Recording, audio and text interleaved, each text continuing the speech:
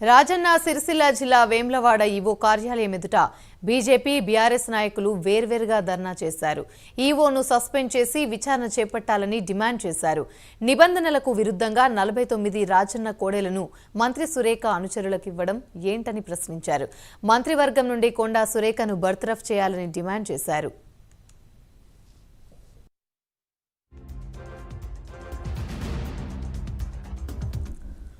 మంత్రి కొండా సురేఖ సిఫార్సుతో 49 కోడెలను ఆలయ ఈవో వినోద్ రెడ్డి పక్కదారి పట్టించారని విశ్వ హిందూ పరిషత్ బజరంగ్ దళ్ నాయకులు ఫిర్యాదు చేశారు.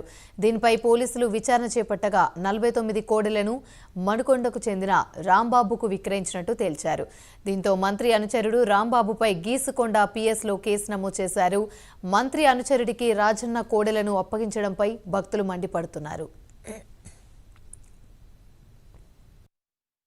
పేరొందిన వేములవాడ శ్రీ రాజరాజేశ్వర స్వామికి కాంగ్రెస్ పార్టీ మంత్రివర్యులైన శ్రీ కొండా సురేఖ గారు, వారి అనుచరుడైన వరంగల్ జిల్లా వాసి, ఉమ్మడి వరంగల్ జిల్లా వాసి అయిన రాంబాబు గారి పేరిట, రైతుల బినామీ పేరిట 60 కోడెలు వారికి తీసుకుపోవడానికి ఒక లెటర్ ద్వారా సమకూర్చడం జరిగింది. ఇలా ఈ రాజరాజేశ్వర స్వామి ఈ ప్రాంత వాసులుగా టీఆర్ఎస్ పార్టీ పక్షాన ఇక్కడ హిందూ ధర్మక భక్తునిగా మేమందరం ఇలా ప్రశ్నిస్తున్నాం.